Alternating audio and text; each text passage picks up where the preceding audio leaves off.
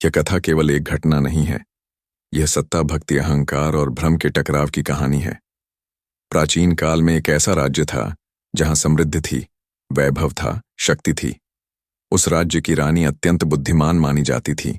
उसने शास्त्र पढ़े थे, राजनीति समझी थी और धर्म के बाहरी नियमों को अच्छे से जाना था, लेकिन आत्मा की शांति उसे नहीं मिली थी।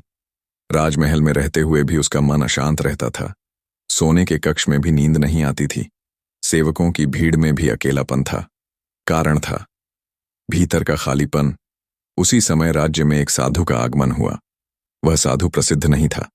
उसके पास कोई चमत्कार नहीं था, न कोई शिष्य, न कोई प्रचार, लेकिन उसकी आंखों में स्थिरता थी, उसकी वाणी में मौन था और उसके आचरण में वैराग्य।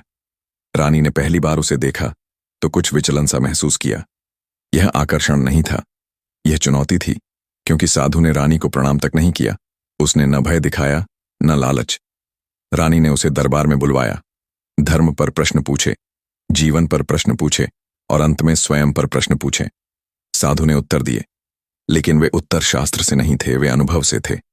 उसने कहा, जो बाहर त्याग दिखाता है वह भीतर भोग छिपा सकता है, और जो भीतर सत्य में स्थित है उसे बाहर के नियम बांध नहीं सकते। यह वाक्य रानी के मन में उतर गया। रानी वर्षों से नियम निभा रही थी, मर्यादा निभा रही थी, लेकिन भीतर से टूट रही थी। रानी ने साधु को निजी रूप से मिलने का आग्रह किया। यह आग्रह सत्ता का था, भक्ति का नहीं। साधु ने मना किया, कहा कि मैं किसी के एकांत का साधन नहीं बनता। यहीं से संघर्ष शुरू हुआ। रानी के भीतर का अहंकार जागा कि एक साधु उसके आमंत्रण को ठुकरा दे। यह उसे स्वीकार नहीं था। रानी ने अपने प्रश्न बदल दिए। अब प्रश्न धर्म के नहीं थे, अब प्रश्न अस्तित्व के थे, स्त्री होने के थे, शक्ति और स्वतंत्रता के थे। उसने कहा, यदि आत्मा देह से परे है तो देह के नियम क्यों? यदि मोक्ष अंतिम सत्य है तो मार्ग इतना कठोर क्यों? साधु मौन रहा, क्योंकि हर प्रश्न का उत्तर शब्द नहीं होता।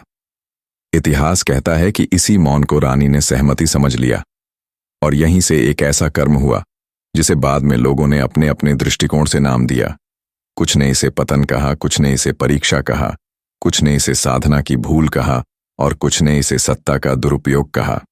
साधु ने बाद में राज्य छोड़ दिया। रानी ने जीवन भर पश्चाताप किया। राज्य बचा रहा, लेकिन रानी का मन टूट गया। यह कथा हमें यह नहीं सिखाती कि कौन सही था। यह कथा यह सिखाती है कि जब भक्ति में अहंकार मिल जाता है और शक्ति में अकेलापन, तो सबसे बड़ा धर्म भी भ्रम बन सकता है। यह कहानी किसी संबंध का उत्सव नहीं है। यह चेतावनी है कि हर साधु संत नहीं होता और हर रानी मुक्त नहीं होती। जो लोग इसे केवल सनसनी के रूप में देखते हैं, वे इसके मूल संदेश को खो देते हैं। असली प्रश्न यह नहीं है कि क्या हुआ, असली प्रश्न यह है कि क्यों हुआ, और इसका उत्तर बाहर नहीं भीतर छिपा है। साधु के राज्य छोड़ने के बाद कथा समाप्त नहीं हुई। वास्तविक कथा वहीं से शुरू होती है, क्योंकि किसी भी कर्म का प्रभाव तुरंत नहीं दिखता। उसका प्रभाव समय के साथ आत्मा पर उतरता है। रानी के लिए वह क्षण क्षणिक था, लेकिन उसका बोझ जीवन भर का बन गया। राजमहल वहीं था, सिंहासन वहीं था, सेवक वहीं थे, लेकिन रानी बदल चुकी थी। अब उसके निर्णयों में पहले जैसी स्पष्टता नहीं थी। वह पहले जहां निडर थी, अब वहां संदेह था। वह पहले जहां कठोर थी, अब वहां भय था। दरबार में चर्चा शुरू हुई, सीधे शब्दों में नहीं, लेकिन संकेतों में, इशारों में और मौन में। समाज सबसे पहले प्रश्न नहीं करता, समाज पहले फुसफुसाता है, और जब फुसफुसाहट बढ़ जाती है तो इतिहास बनता है। कुछ लोगों ने कहा, रानी ने धर्म की परीक्षा ली। कुछ ने कहा, साधु ने अपने व्रत को तोड़ा। कुछ ने कहा, यह सब सत्ता की चाल थी, लेकिन सत्य इनमें से किसी एक में नहीं था। सत्य उस मानसिक स्थिति में था जहां शक्ति अकेली हो जाती है और वैराग्य अधूरा रह जाता है। शास्त्र कहते हैं, त्याग का दिखावा सबसे बड़ा भोग होता है, और भोग का स्वीकार सबसे कठिन त्याग। साधु यदि पूर्ण होता तो वह परिस्थिति से पहले ही हट जाता।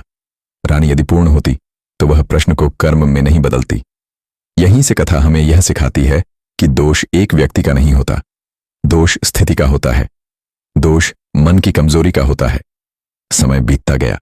रानी ने कई धार्मिक अनुष्ठान किए, दान दिया, मंदिर बनवाए, लेकिन मन हल्का नहीं हुआ, क्योंकि पश्चाताप कर्म से नहीं, स्वीकार से मिटता है। रानी ने कभी सार्वजनिक स्वीकार नहीं किया, लेकिन भीतर वह स्वयं से हार गई थी। इतिहास में कुछ कथाएं इसलिए अमर रहती हैं क्योंकि वे हमें असहज करती हैं। यह कथा भी वैसी ही है। यह हमें बताती है कि आध्यात्मिकता